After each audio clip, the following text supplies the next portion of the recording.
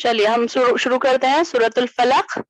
رب اشرح لی صدری ویسر لی امری واحلل عقدۃ من لسانی یفقهوا قولی۔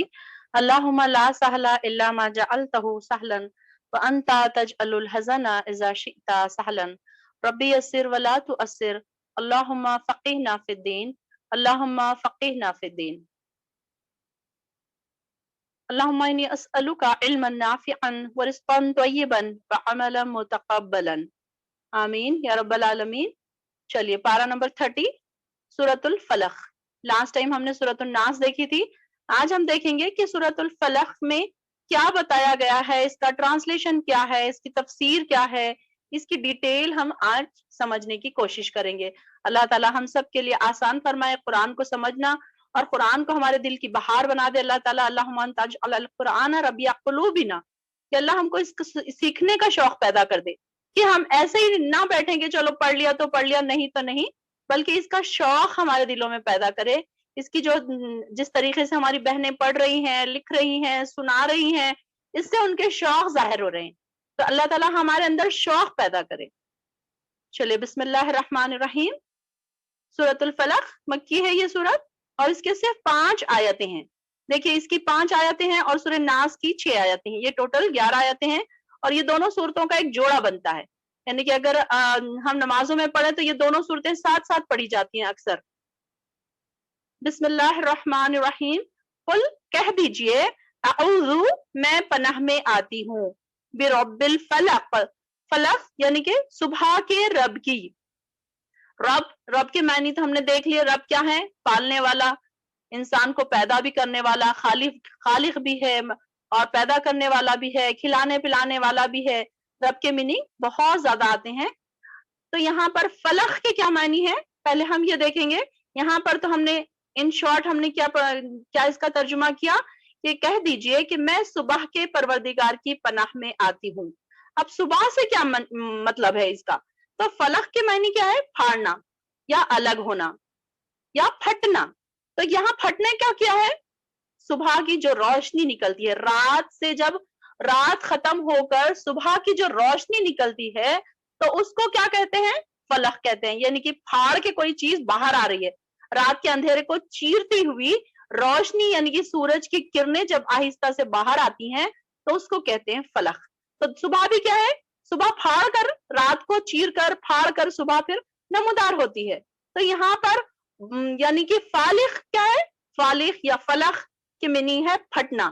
یہاں پہ یا اب یہاں پر ہم یہ بھی بول سکتے ہیں کہ تاریکیوں سے نور کی طرف آنا، تاریکیوں کو پھاڑ کر نور کی طرف اپنے آپ کو لے کر آنا۔ اس سے مراد اللہ کی ذات ہے جو رات کی تاریکی سے صبح کی روشنی کو ظاہر کرتی ہے۔ اور حقیقت میں جو دیکھا جائے تو جو بھی چیز ظاہر ہوتی ہے وہ تاریکی اور پردے غیب سے ہی ظاہر ہوتی ہے، یعنی کہ اللہ تعالیٰ ہی اسے ظاہر کر سکتا ہے۔ جیسے کہ اب ایک جگہ یہ بھی آتا ہے فالق الحب والنوى، کہ اللہ تعالیٰ کیسا ہے؟ وہ ذات ہے جو زمین کو پھاڑ کر اس دانے اور گھٹلی کی کوپل کو نکالنے والا ہے۔ یہاں پر بھی فالق یا فلق ہی کی طرح ورڈ ہے فالق، یعنی کہ پھاڑنے والا۔ اللہ تعالیٰ کیسا ہے؟ گھٹلی کو اگر ہم زمین میں ڈالتے ہیں تو زمین کو پھاڑ کر پھر کیا نکلتی ہے؟ وہاں سے کوپل نکلتی ہے اسی طریقے سے۔ تو اسی طریقے سے انڈے کا چھلکا توڑ کر جیسے چوزا باہر نکلتا ہے، اس کو بھی ہم فالق کہہ سکتے ہیں، فلق کہہ سکتے ہیں۔ یا ماں کے رحم میں سے جب بچہ باہر نکلتا ہے اس کو بھی ہم فالق کہہ سکتے ہیں، فلق کہہ سکتے ہیں۔ زمین یا پتھر کو پھاڑ کر اس میں سے چشمے جاری ہو جاتے ہیں، اس کو بھی فلق کہتے ہیں۔ یہاں تک کہ ایک ملے جلے مادے کو ہی پھاڑ کر اس سے آسمان اور زمین کو الگ کیا۔ اللہ تعالیٰ نے کیا کیا؟ پہلے یہ زمین اور آسمان ایک ہی تھے، پھر اس کو پھاڑ کر الگ کیا اور انہیں وجود میں لایا۔ تو اسے فالق اور خالق ہم دونوں کو، یعنی کہ فالق کون ہے؟ جو خالق ہی ہے، جو بنانے والا ہے وہی۔ تو یہاں پر ہم کیا کر رہے ہیں؟ ایسے رب کی پناہ مار، ایک طریقے سے ہم کیا کر رہے ہیں؟ اللہ تعالیٰ کی تعریف بیان کر رہے ہیں کہ ہمارا رب کیسا ہے؟ فالق ہے، فلق ہے، ہر چیز کو پھاڑ کر نکالنے والا ہے۔ تو یہاں پر جب رات چھٹتی ہے، دن نکلتا ہے، اجالا ہوتا ہے، صبح ہوتی ہے، تو اس میں کیا ہوتا ہے؟ کئی لوگوں کے، یہ بھی ہم بول سکتے ہیں کہ کئی لوگوں کے اس میں رات کے اندھیروں سے، جو تاریکیوں سے، جو گناہوں کی تاریکیوں سے جو نیکیوں کی طرف آتے ہیں، اس طریقے سے بھی کسی کی زندگیوں میں اجالے ہو جاتے ہیں. اللہ تعالیٰ وہ بھی اجالے کرنے والا ہے کہ کئی لوگ ایسے ہوتے ہیں کہ تاریکیوں کے اندھیروں میں گمراہ ہو جاتے ہیں، گناہوں میں پھنس جاتے ہیں، گناہوں کے دلدل میں پھنس جاتے ہیں، تو اللہ تعالیٰ پھر ان کو نکال لاتا ہے گمراہیوں کے اندھیروں سے، ظلمت کے اندھیروں سے نکال کر اللہ تعالیٰ انہیں نور کی طرف لے کر آتا ہے اور نیکیوں کے راستوں پر ان کو لے کر آ جاتا ہے کہ جیسے اللہ تعالیٰ نے ہم کو راستہ دکھا دیا کہ ہم بھی کہیں نہ کہیں گمراہیوں کے اندھیروں میں ہی تھے. ہم اپنے آپ کو یہ نہیں سمجھ سکتے کہ ہم بہت نیک تھے، اب اتنا تھوڑا سا پڑھ لینے سے ہم کو کچھ نہیں، بلکہ ہم یہ بول سکتے ہیں کہ ہم بھی گمراہیوں کے اندھیروں میں تھے کہ کہیں نہ کہیں کوئی نہ کوئی ایسے ہوتا تھا کہ ہم اپنے ٹائم کو کہیں نہ کہیں ویسٹ ہی کر رہے ہوتے تھے. اب تک جو ہم ہمارا جو ایک ٹائم ہمارا یوٹیلائز ہو رہا ہے ہفتے میں 2 دن ہم 1 گھنٹہ یا 1.5 گھنٹہ جو بھی ہم بیٹھ رہے ہیں، تو آپ آبزرو کریں گے کہ اب تک ہم نے یہ ٹائم ایسے ہی ویسٹ ہی کیا. یا تو ہم گھر کی صاف صفائی میں مصروف رہے، یا تو ہم لیٹے رہے، یا تو کسی کو کال لگا کے ہم نے بات کر لیا، یا تو یوٹیوب پہ ہم نے ٹائم ویسٹ کر لیا، یا تو پھر کوئی ڈرامہ سیریل ٹی وی، نہیں تو بس یہی گھومنا پھرنا شاپنگ، اس میں ہی ہمارا ٹائم جاتا تھا. لیکن اللہ تعالیٰ نے ہمارے اس ٹائم کو کتنا اچھا یوٹیلائز کیا، اس کو کتنا اچھا ہمیں راستہ بتا دیا کہ کم سے کم ہفتے میں 2 دن ہم سارے کام کاج چھوڑ کر ایک رخ ہو کر اللہ تعالیٰ کے لیے اپنے آپ کو بالکل ہم الگ تھلگ کر کے ہم سارے کام چھوڑ کر بیٹھ جاتے ہیں. تو یہ بھی اللہ تعالیٰ کی ہمارے لیے ایک ہدایت ہے. پھر اس میں کیا ہے، ایک بات اور ہمیں کیا پتا چل رہی ہے کہ پناہ کس سے مانگنی چاہیے؟ صرف اور صرف اللہ سے. اللہ کے علاوہ اگر کوئی انسان دوسرے سے پناہ مانگتا ہے تو پھر وہ کائے میں آ جائے گا؟ شرک میں آ جائے گا. اور پناہ بھی اس وقت مانگی جاتی ہے جب انسان کو ایسا کوئی خطرہ پیش ہو جس کو ہٹانے کی کوئی دوسرا طاقت نہیں رکھ سکتا.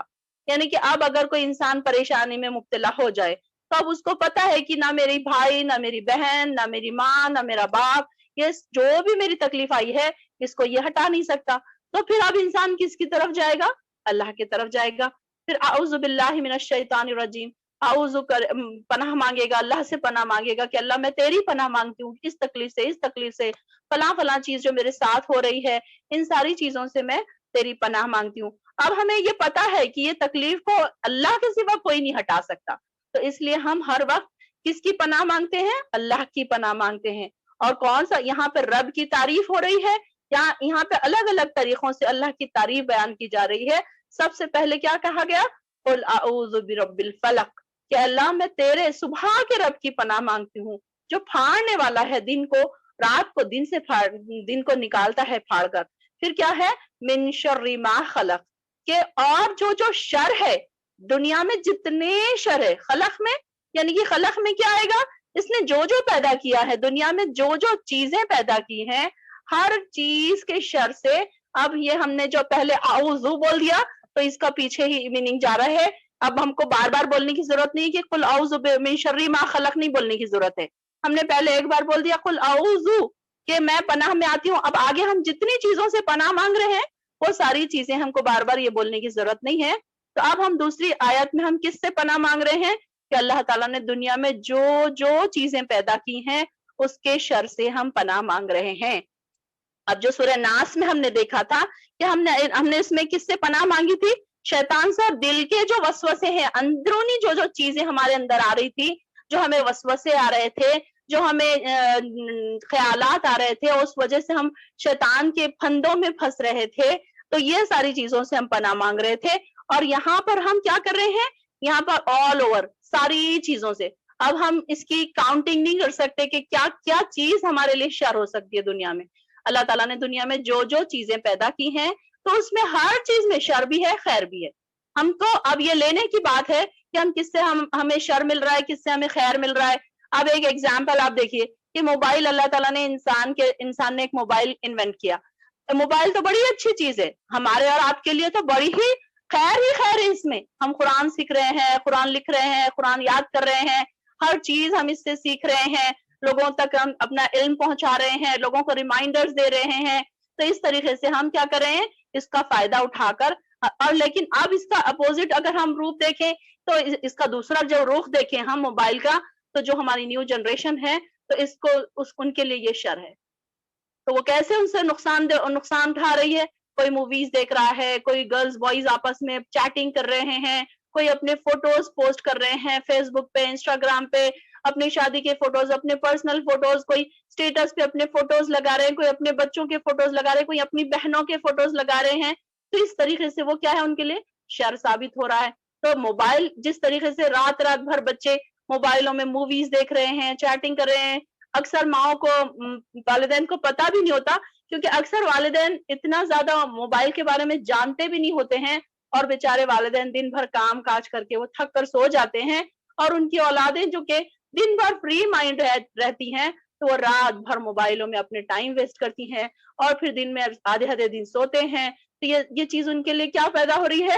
یہ ان کے لیے شر ہو رہا ہے. تو یہاں پر ہر چیز ایک شر بھی ہے، خیر بھی ہے. اب دوسرا ایگزامپل دیکھیے، سورج اللہ تعالیٰ نے ہمارے لیے خیر کے لیے پیدا کیا، اس کی کرنیں ہمارے لیے خیر ہے، اس سے ہم کو وٹامن ڈی ملتا ہے، اس کی روشنی جب ہوتی ہے، سورج جب نکلتا ہے تو دنیا میں سارے کام شروع ہوتے ہیں، ہم اپنے اپنے کام کاج کرنے لگتے ہیں. اب آپ دیکھیے کہ اگر رات ہی رہے، دن نہ نکلے تو انسان کیسے اپنے کام کرے؟ تو یہ انسان کے لیے بڑا ہی مشکل ہو جاتا تھا. اور باڈی پر بھی اس کے اثرات کیسے ہوتے ہیں کہ جیسے جیسے رات ہوتی ہے تو باڈی کے اندر کے جو اعضاء ہیں وہ سست پڑنے لگتے ہیں اور وہ اپنا کام کاج بند کر دیتے ہیں. اور اسی طریقے سے جیسے ہی دن نکلتا ہے تو باڈی کے جو اندر کے اعضاء ہے، جو ہمارے باڈی پارٹس ہے، تو وہ ایکٹیو ہونے لگتے ہیں، اپنے کام پر چڑھنے لگتے ہیں. تو یہ اللہ تعالیٰ نے ایک سسٹم بنایا ہے کہ سورج کی روشنی جیسے ہی زمین پر پڑتی ہے تو اس سے پھر پودوں کو بھی غذائیت ملتی ہے. اس میں بہت ساری ہمارے لیے اگر ہم دیکھیں تو اب سورج سے ہمارے لیے کیا کیا فائدے ہیں، یہ ہمیں اس کے اوپر ہمیں ڈیٹیل بہت بڑا ہمارا لیکچر ہو جائے گا. لیکن اگر دیکھا جائے تو اس کے اپوزٹ پھر سورج بھی ہمارے لیے شر ہو جاتا ہے. کہیں نہ کہیں اس کے بہت زیادہ اس کی جب بہت تیزی اس کی ہو جاتی ہے، دھوپ زیادہ پڑنے لگتی ہے تو اس کی وجہ سے لوگوں کو پریشانیاں ہوتی ہیں. کچھ لوگوں کو اس کے ڈیزیز بھی ہو جاتے ہیں، الرجی ہو جاتی ہے، سن الرجی ہو جاتی ہے کسی کو، یا پھر کہیں تو دھوپ جب زیادہ ہوتی ہے تو لوگوں کو سن سٹروک ہوتا ہے، کسی کو پریشانی ہوتی ہے، بیماریاں ہوتی ہیں، بخار آتے ہیں. دھوپ سے کئی لوگ ہم سنتے ہیں کہ جب بہت زیادہ ٹیمپریچر ہوتا ہے تو اس کے لوگ مرنے بھی لگتے ہیں جن کے پاس آرام دہ گھر نہیں ہے. تو یہ ہے کہ سورج میں بھی اسی طریقے سے شر بھی ہے، خیر بھی ہے. یعنی کہ اللہ تعالیٰ نے جو بھی چیز بنائی ہے اس میں شر بھی ہے، خیر بھی ہے. اسی طریقے سے چاند کو بھی دیکھیں تو چاند ہماری دنیا کو پوری روشن کر رہا ہوتا ہے، لیکن اس کی بھی جو کرنیں ہیں تو اس سے بھی یہ پتا چلایا گیا کہ آپ دیکھیے کہ جب چاند کی جو کرنیں ہیں سمندر پر پڑتی ہو تو اس کے پانی کے بہاؤ میں بھی فرق پڑتا ہے. ہم نے سائنس میں پڑھا ہے. آج سائنس نے یہ بھی ریسرچ کیا ہے کہ باڈی کے جو اندر کا جو خون، دوران خون ہے، اس کے اوپر بھی چاند کی جو کرنیں ہیں وہ اثر انداز ہوتی ہیں. تو اس طریقے سے نئی نئی ریسرچ بھی ہو رہی ہے کہ بھئی ہر چیز انسان کے لیے فائدے مند بھی ہے اور پھر نقصان دہ بھی ہے، شر بھی ہے، خیر بھی ہے. اسی طریقے سے بہت سارے شر جو ہے، اور دنیا میں ہمارے آس پاس اتنے شر ہے، ہمیں نہیں پتا کیا کیا شر ہے. ہم بیٹھے ہیں، ہمارے رشتہ دار ہمارے لیے شر ہو رہے ہیں کہ وہ ہمارے سے حسد کر رہے ہیں، وہ ہمارے سے نظر بد کر رہے ہیں، وہ ہمارے پیچھے کیا پلاننگ کر رہے ہیں. کچھ دوست، کچھ احباب، کچھ رشتہ دار، کچھ جلنے والے، کچھ برا سوچنے والے. تو یہ ساری چیزیں کیا ہے، انسان کو یہ ساری چیزیں لگی ہوئی ہیں. تو ہم اتنی بڑی، اب ہم دنیا کی ہر ایک چیز تو نہیں گنوا سکتے اللہ تعالیٰ سے کہ اللہ مجھے فلاں کے شر سے بچا، فلاں کے شر سے بچا، اس کے شر سے بچا. ہمیں تو بہت ساری چیزوں کا پتہ بھی نہیں ہے کہ کون سی چیز ہمارے لیے شر ہو سکتی ہے. ہمیں تو جو موٹی موٹی چیزیں دکھتی ہیں ہم اس کو ہی سمجھتے ہیں کہ یہ ہمارے لیے شر ہے. لیکن اب ہمیں اور کیا کیا پتا ہے کہ کیا کیا شر دنیا میں چھپے ہوئے ہیں، کیسی کیسی چیزیں ہو رہی ہیں. کبھی کسی کا ایکسیڈنٹ ہو سکتا ہے، کوئی انسان گھر سے نکلا، اس کے ساتھ اس کے، ہم اکثر سنتے ہیں کہ بلائیات اس کے ساتھ چلتے ہیں، آسمان سے اترتے ہیں، بلائیات اترتے ہیں کہ انسان اچھا بھلا گھر سے نکلا، ایکسیڈنٹ ہو گیا، اچھا بھلا انسان نکلا، اسے ہارٹ اٹیک ہو گیا، کوئی بیماری آ گئی، کوئی ایسے حادثات میں وہ مبتلا ہو گیا، کوئی بچہ کڈنیپ ہو گیا، کوئی بچہ بیمار ہو گیا، کوئی مر گیا، کوئی ہارٹ اٹیک آ گیا کسی کو. تو یہ ساری چیزیں کیسی ہیں، اچانک سے انسان کے ساتھ رونما ہو سکتی ہیں. تو اس کے بارے میں ہم نہیں جانتے کہ کیا کیا شر ہمارے ساتھ لگے ہوئے ہیں اور کیا کیا شر میں ہم مبتلا ہو سکتے ہیں. ہمیں اس کا انداز ہی نہیں ہے. ہم تو آرام سے ایز اٹ از اٹھتے ہیں، اپنے روٹین میں کھا رہے ہیں، پکا رہے ہیں، انجوائے کر رہے ہیں. جو انجوائے کرنے والے لوگ ہم انجوائے کر رہے ہیں، مووی دیکھ رہے ہیں، گانے سن رہے ہیں. ان کو نہیں پتا کہ اگلا لمحہ ان کے لیے کیا شر لے کر آئے گا، کیا ان کے لیے برا ہو سکتا ہے، کیا ان کے لیے اچھا ہو سکتا ہے. کسی کے لیے خوشیاں بھی ہو سکتی ہے، کسی کے لیے بڑی بڑی خوشیاں بھی آ جاتی ہیں، کچھ لوگ ایسی خوشیاں ان کو مل جاتی ہے جو ان کے خواب و خیال میں بھی نہیں ہوتی. تو اس طریقے سے شر اور خیر کا ملنا اللہ تعالیٰ کی طرف سے ہے. تو یہاں پر ہم ہر چیز کی جو دنیا میں پھیلے ہوئے شر ہیں ان سب سے ہم اللہ تعالیٰ کی پناہ مانگتے ہیں. وَمِن شَرِّ غَاسِقٍ إِذَا وَقَبَ. اور پھر کیا ہے؟ اور کون کون سے شر سے؟ اندھیری رات کے شر سے جب وہ چھا جائے. غاسق کہتے ہیں رات کے اندھیرے کو، یعنی کہ کیسا ہے یہ؟ ایک دم اندھیرا چھا جاتا ہے. تو اس کو اب جب رات کا اندھیرا چھاتا ہے، اب ہم یہ سوچیں گے کہ بھئی رات کے اندھیرے سے کیا پناہ مانگنے کی ضرورت ہے، اندھیرا ہی تو ہے.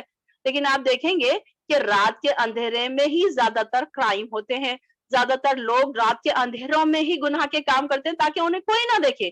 وہ یہ سوچ رہے ہوتے ہیں کہ ہمیں اب کوئی نہیں دیکھے گا، جبکہ اللہ تعالیٰ انہیں واچ کر رہا ہے، اللہ تعالیٰ انہیں دیکھ رہا ہے. ان کو اس بات کا خیال نہیں ہوتا. تو ہم کیا چیز سے ہم پناہ مانگ رہے ہیں؟ رات کے شر سے جب وہ چھا جائے. وقب کہتے ہیں چھا جانے کو، پھیل جانے کو، وقب. تو یہاں پر رات کے کیا کیا شر ہو سکتے ہیں؟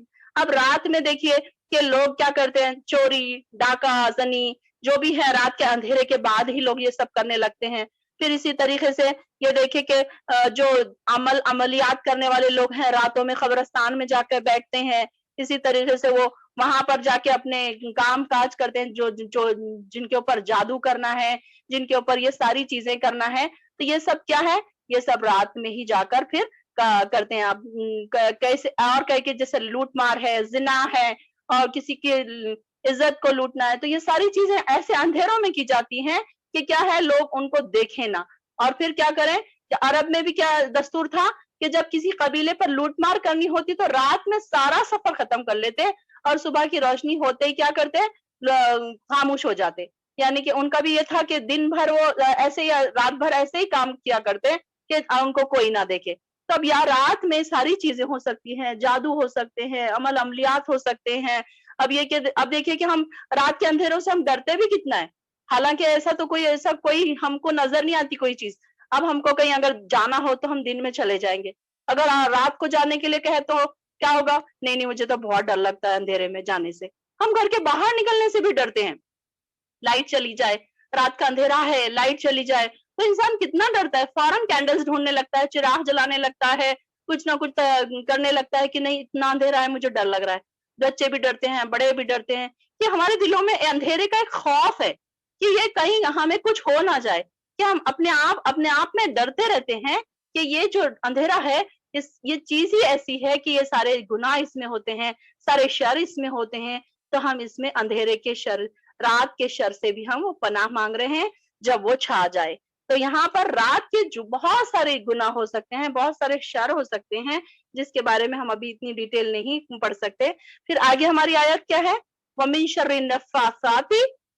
اور کیا ہے؟ نفاسات. کس کو کہتے ہیں نفاسات؟ پھونکے مارنے والیوں کے شر سے. پھونک مارنا، نفاسا کہتے ہیں پھونکنے کو. یعنی کہ پھونک کون مارتا ہے؟ جو جادوگرنیاں ہوتی ہیں. یہاں پر جادوگرنیوں کی طرف اشارہ ہے کہ یہ کیا کرتے ہیں؟ گرہ باندھتے ہیں، ناٹ ڈالتے ہیں تاگے میں، اس کے اوپر پڑھ کے کچھ پھونکتے ہیں. اسی طریقے سے عملیات کرنے والے لوگ کچھ پڑھ کے پھونکتے ہیں، کچھ عمل کرتے ہیں، کچھ چیزوں پر عمل کرتے ہیں، عملیات کی جاتی ہے. تو وہ ساری چیزیں کیا ہے؟ نفاسات ہے، کہ وہ پھونکنے والی ہے. فی العقد، گرہوں میں، یعنی کہ ناٹ. گرہ کس کو بولتے ہیں اردو میں؟ گرہ میں یعنی کہ ناٹ. گیٹ باندھتے ہیں نا ہم، اس کو کہتے ہیں کہ گانٹھ باندھی یا پھر گرہ باندھی. تو اس طریقے سے یہ کیا کرتے ہیں؟ تاگا ہو یا پھر کوئی ڈوری ہو، اس پر کیا کرتے ہیں؟ ایک ایک گرہ لگاتے ہیں اور اس کے اوپر جادو کرتے ہیں اور پڑھ کر اس پہ پتہ نہیں کیا کیا چیزیں اس پر پھونک رہے ہوتے ہیں. تو اس طریقے سے یہ کیا ہے؟ پھونک مارنے والیوں کے شر سے بھی ہم پناہ مانگ رہے ہیں. جو ناٹس میں یعنی کہ گرہ میں پھونک مارنے والی جو خواتین ہیں، عورتیں ہیں، تو ان سے بھی ہم پناہ چاہ رہے ہیں. تو یہاں پر آپ دیکھیے کہ جادو کے اثر کیسے ہوتے ہیں. کہ جادوگر کیا کرتے ہیں کہ کہتے ہیں کہ کسی کا بال لے کر آؤ، کسی کے کپڑے لے کر آؤ، اس کے اوپر پھونکتے ہیں، اس کے اوپر جادو کرتے ہیں. اس طریقے سے جو عملیات کرنے والے، جو اگر آپ دیکھیں گے کہ اگر آپ ان میں سے پتا کرنا چاہیں کہ جو بھی جادوگر نقلی ہے، جو بھی اوتھینٹک نہیں ہے، جو دین کے خلاف کام کر رہا ہے، تو آپ ان کو ایسے پہچان سکتے ہیں کہ وہ کیا کہیں گے؟ کہ وہ کہیں گے کہ وہ فلاں شخص کا کپڑا لے کے آؤ، فلاں شخص کی کنگھی لے کے آؤ، فلاں شخص کی کوئی استعمال کی چیز لے کے آؤ، فلاں شخص کے بال لے کر آؤ، اس طریقے سے اگر وہ عامل آپ کو کہتا ہے تو سمجھ لیجئے کہ وہ دھوکے باز ہے اور وہ شیطان کو ماننے والا ہے، جنوں کو اسے کام کروانے والا ہے۔ تو ایسے لوگوں کے پاس اگر کوئی انسان جاتا ہے تو پھر وہ کیا کر رہا ہے؟ اپنے آپ کو شرک میں مبتلا کر رہا ہے۔ تو یہاں پر اب جیسے کہ ہمیں یہ بھی پتا چلتا ہے احادیث سے کہ آپ صلی اللہ علیہ وسلم پر بھی جادو ہوا تھا کہ گرہ میں پھونکے ماری گئی تھی۔ اب جادوگر اور ایک یہ بھی کام کرتے ہیں کہ موم کے پتلے بناتے ہیں، کپڑوں کے پتلے بناتے ہیں، اس میں سوئیاں چباتے ہیں، لیمو اور ہری مرچ اور پتہ نہیں کیا کیا اس پر پڑھ کے کہیں نہ کہیں دفن کر دیا جاتا ہے۔ پھر جو بھی شخص کے بارے میں ہوتا ہے تو وہ اس کو تکلیفیں پہنچتی رہتی ہیں۔ تو اس طریقے سے کیا ہے کہ ہمارے آس پاس یہ چیزیں اب بہت کامن ہو چکی ہیں۔ جیسے جیسے انسان دین سے دور ہو رہا ہے ویسے ویسے انسان یہ ساری بدعات سے، خرافات سے قریب ہوتا جا رہا ہے۔ تو انسان یہ نہیں چاہتا ہے کہ چلو میں پڑھوں، چلو میں سورہ فلق، سورہ ناس پڑھوں یا سورہ بقرہ پڑھوں۔ یہ اتنے لمبے لمبے محنت کے کام کون کرے؟ جائے کسی کو 10-5 ہزار دیں گے وہ ہمارے کام کر دے گا۔ بس انسان کے پاس جتنا 2 نمبر کا پیسہ آئے گا وہ 2 نمبر کام میں ہی جائے گا۔ تو ان کا کیا ہے کہ بس کوئی ایسا شارٹ کٹ کام نکل جائے کہ بس ہمارے اور جادوگروں کے پاس، عاملوں کے پاس اگر آپ جائیں گے تو کچھ ہو یا نہ ہو، اگر ہو سکتا ہے کہ آپ کو کوئی میڈیکل پرابلم بھی ہو تو وہ اس کو جادو سے ریلیٹ کر کے دیں گے آپ کو۔ وہ کہیں گے کہ نہیں آپ پر کسی نے جادو کر دیا، نہیں آپ پر تو کسی نے نظر بد کر دیا، نہیں فلاں شخص آپ پر جادو کر رہا ہے، فلاں فلاں۔ اب ہمارے دماغ میں گھوڑے دوڑانا ہم شروع کرتے ہیں کہ کون سے ہمارے رشتے دار ہیں جو ہم سے جلتے ہیں۔ ہاں فلاں مجھ سے جلتی ہے، ہاں فلاں تو ایسی ہے، فلاں نے اس وقت یہ بات کہی تھی، تو ہم اس کو ریلیٹ کرنا شروع کر دیتے ہیں اور پھر آہستہ آہستہ جا کر ہمارے دل میں بھی شرک کے جذبات پیدا ہو جاتے ہیں۔ اور پھر وہ جو عامل ہوتے ہیں ان کے پاس جن ہوتے ہیں تو وہ جنوں سے پتہ لگا کر کچھ باتیں ہمیں بتا دیتے ہیں کہ دیکھو تمہارے ساتھ ایسا ہوا تھا، ایک وقت ایسا ہوا تھا، فلاں شخص نے ایسا کیا تھا، فلاں تمہارے کوئی رشتہ دار نے ایسا کیا تھا۔ تو انسان کا عقیدہ اور پکا ہو جاتا کہ یہ دیکھو صحیح کہہ رہا ہے، یہ تو بہت پہنچے ہوئے بزرگ ہے، بہت پہنچے ہوئے عامل ہے یہ، تو ان کا پھر جو بھی یہ کہہ رہے ہیں سچ ہی کہہ رہے ہیں۔ تو اس طریقے سے پھر انسان کے کیا ہے عقیدہ ان کا پکا ہوتے جاتا ہے۔ اس طریقے سے آپ پر بھی جو جادو ہوا تھا گرہ میں پھونکے مارنے کے کام سے ہی شروع ہوا تھا، اور جو لوگ بھی موم کے پتلے بنا کر اس میں سوئیاں چباتے ہیں یا کسی کے بال حاصل کر کے ان میں گرہ لگاتے ہیں اور پھونکے مارتے ہیں، سب جادوگروں کے حکم میں داخل ہے۔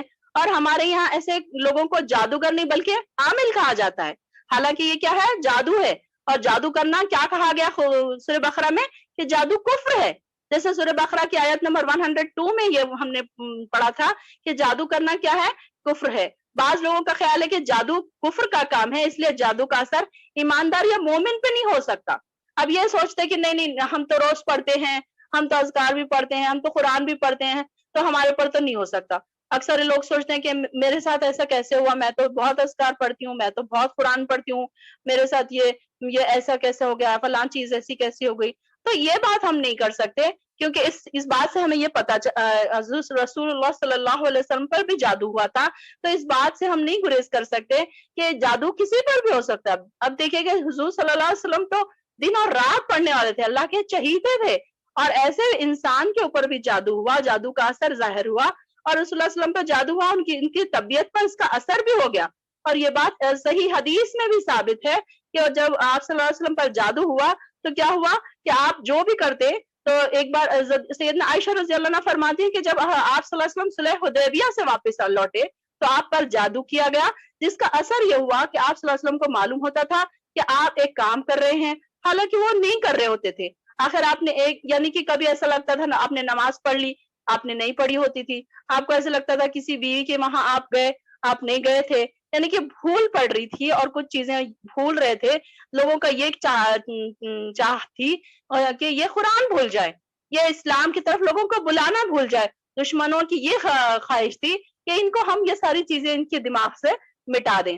تو یہ کہنے کے اس کے بعد آپ صلی اللہ علیہ وسلم نے ایک روز دعا کی کہ اللہ اس جادو کے اثر کو زائل کر دے۔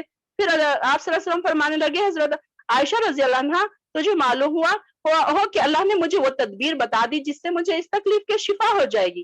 اب دیکھیں کہ اللہ تعالیٰ نے جب انہوں نے دعا کی کہ مجھے جادو کا اثر زائل کرنا ہے، ختم کرنا ہے، تو آپ صلی اللہ علیہ وسلم نے ان کو کیا تدبیر بتائی کہ ان کو خواب میں 2 آدمی نظر آئے، اور ایک ان کے سرہانے بیٹھ گیا، دوسرا ان کے پائتی بیٹھ گیا۔ اور ایک شخص نے دوسرے سے پوچھا اس شخص کو کیا تکلیف ہے؟ دوسرے نے کہا اس پر جادو کیا گیا ہے۔ پہلے نے پوچھا کس نے جادو کیا؟ دوسرے نے جواب دیا لبید بن عاصم یہودی تھا تو اس نے کیا۔ پہلے نے پوچھا کس چیز میں جادو کیا گیا؟ تو دوسرے نے جواب دیا کنگھی پر اور آپ کے بالوں پر اور کھجور کے خوشے پر، کھجور کے خوشے کی جو پوست ہوتی ہے یعنی کہ اس کے اوپر کا جو چھلکا ہوتا ہے اس پر۔ تو پہلے نے پوچھا یہ کہاں رکھا ہوا ہے؟ تو دوسرے نے جواب دیا زروان کے کنویں میں۔ اور یعنی کہ اس کنویں پر اب آپ کو جب یہ خواب نظر آیا یعنی کہ آپ کو ایسا لگ رہا تھا کہ جیسے میں خواب دیکھ رہا ہوں یا یہ سچ مچ میرے ساتھ ہو رہا ہے، تو اللہ تعالیٰ نے ان کو اس طریقے سے آگاہ کر دیا کہ دیکھو اس طریقے سے اس طریقے سے تمہارے اوپر چیزیں ہوئی ہیں۔ تو آپ صلی اللہ علیہ وسلم پھر کیا کیے کہ وہ گئے وہاں پر اور اس کنویں کے پاس گئے اور کنویں کے انہوں نے کہا آپ صلی اللہ علیہ وسلم بی بی عائشہ رضی اللہ عنہا کو فرماتے ہیں جب وہاں سے واپس آئے تو کہ انہوں نے فرمایا کہ وہ جب میں نے دیکھا اس کنویں کو کہ اس کے درخت جو تھے اندر جو اس کے چھوٹے چھوٹے درخت اگ جاتے ہیں نا کنویں کے، تو وہ درخت ایسے ڈراؤنے اور گھنا ہو گئے تھے جیسے ناگوں کے پھن ہیں، اور اس کا جو پانی تھا اس طریقے سے مہندی کے رنگ کی طرح سرخ ہو گیا تھا، یعنی کہ جیسے خون کی طرح اس کا پانی ہو گیا تھا کیونکہ اس کے اندر وہ جادو کی ساری چیزیں چھپی ہوئی تھی۔ پھر آپ صلی اللہ علیہ وسلم نے وہ ساری چیزیں نکالی اور اس کو زائل کر دیا اور اس کنویں کو مٹی سے بھر دیا۔ اب یہاں پر دیکھیے کہ یہ جو اب آپ کچھ صحابہ کو لے کر گئے تھے وہاں پر اور جادو کی جو ساری اشیاء تھی وہ ساری نکلوا دیا آپ نے۔ اب یہاں پر پتا چلتا ہے کہ یہ لبید بن عاصم جو تھا یہ سچ مچ اس نے ہی کیا تھا۔ پھر اس کو بلوایا گیا تو اس کو پوچھا گیا تو اس نے پھر اپنے جرم کا اعتراف کر دیا۔ لبید بن عاصم جو تھا یہودی تھا۔ اب یہ جو مدینے کے یہودی جو تھے تو انہوں نے کیا کیا کہ انہوں نے اس جادوگر کا سہارا لیا۔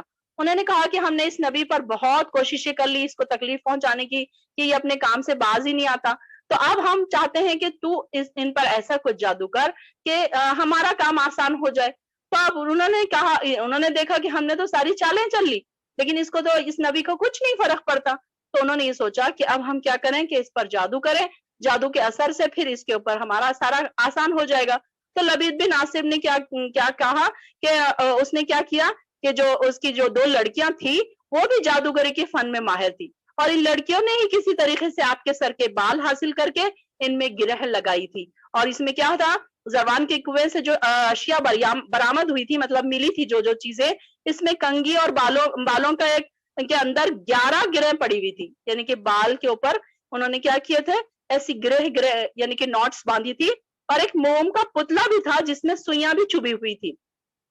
جبرائیل علیہ السلام نے آ کے بتایا کہ آپ معوذتین پڑھیں، چنانچہ آپ ایک ایک آیت پڑھتے جاتے اور اس کے ساتھ ساتھ ایک گرہ کھولی جاتی اور پتلے میں سے ایک ایک سوئی نکالی جاتی، اور جب ختم ہوا تو ختم پہ پہنچے تو ساری گرہیں کھل گئی کیونکہ ان دونوں صورتوں کی 11 ہی آیتیں تھی، وہاں پہ نوٹ بھی کتنی بندھی ہوئی تھی 11، اور اس طریقے سے ساری سوئیاں نکل گئی اور آپ جادو کے اثر سے نکل کر یوں آزاد ہو گئے جیسے کوئی بندھا ہوا شخص کھل گیا، یعنی کہ ایسا لگ رہا تھا جیسے کسی شخص کو باندھا ہوا تھا رسیوں سے اور اب وہ باہر آ گیا۔ تو یہاں پر اس طریقے سے کہ پھر اس نے جادوگر نے بھی اعتراف کر لیا کہ ہاں میں نے ہی جادو کیا تھا، مجھ سے ان لوگوں نے کروایا تھا، یہودیوں نے مجھ سے کہا تھا جادو کرنے کے لیے۔ تو اس طریقے سے پھر یہ ساری چیزیں ہوتی گئیں۔ اب یہاں پر یہ بھی پتہ چلتا ہے کہ وہ مدینے میں رہتا تھا، وہ لبید بن عاصم جو تھا بہت بڑا جادوگر تھا اور اس کی بیٹیاں بھی اس کی 2 ہاتھ آگے تھی، انہوں نے بڑا سخت قسم کا جادو کیا تھا اور اس کا بھی 6 ماہ تک آپ پر کچھ اثر نہیں ہوا، یعنی کہ اس کے بعد پھر اثر ہونا شروع ہو گیا تھا۔ تو یہ آہستہ آہستہ جا کر پھر آپ صلی اللہ علیہ وسلم پر اثر ہوا اس کا، اور یہ دیکھیے کہ ہم یہ نہیں سوچ سکتے کہ کسی پر بھی کس پر اثر نہیں ہو سکتا، جو پڑھنے والے ہیں ان پر اثر نہیں ہو سکتا، کہ اللہ تعالیٰ یہ بتانا چاہتا کہ جادو بھی برحق ہے، یعنی کہ اس طریقے سے بہت ساری چیزیں جو ہے ہمارے آس پاس جو ہے، تو یہ ساری چیزیں کیسی ہیں کہ انسان کو اس انسان کے اوپر نظر انداز ہو سکتی ہیں۔ تو اسی طریقے سے یہ واقعے سے ہمیں پتہ چلتا ہے کہ جادو ہو سکتا ہے، اور جادو کیسا ہے، جادو کرنے والے کے جو طریقہ کار ہے وہ سب خراب طریقے ہیں، وہ شیطانوں کا سہارا لیتے ہیں، جنوں کا سہارا لیتے ہیں، اس طریقے سے پھر وہ اپنے کاموں میں مہارت حاصل کرتے ہیں۔ اس کی آخری آیت ہے وَمِن شَرِّ حَاسِدٍ اِذَا حَسَدَ، اور اب ہم کس کی پناہ مانگ رہے ہیں؟ حسد کرنے والے کے شر سے جب وہ حسد کرے۔ اب یہ حاسد کون ہوتا ہے؟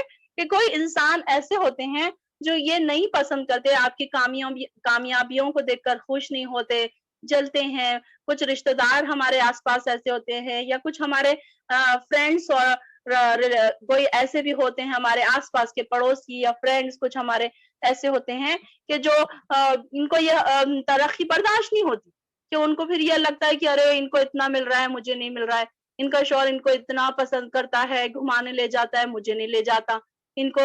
اور کیسے حاسد کو پہچان کیسی ہے کہ جب وہ آپ کے ساتھ کچھ برا ہو تو وہ خوش ہو جائے، آپ کے ساتھ کچھ آپ کے ساتھ کوئی اچھی بری بات ہو تو وہ کیا سوچتے ہیں دل میں کہ ہاں اب اچھا ہوا، ان کو تو ان کو ساتھ تو ایسا ہی ہونا چاہیے تھا، ایسے اس طریقے کے وہ دل میں خیالات لاتے ہیں۔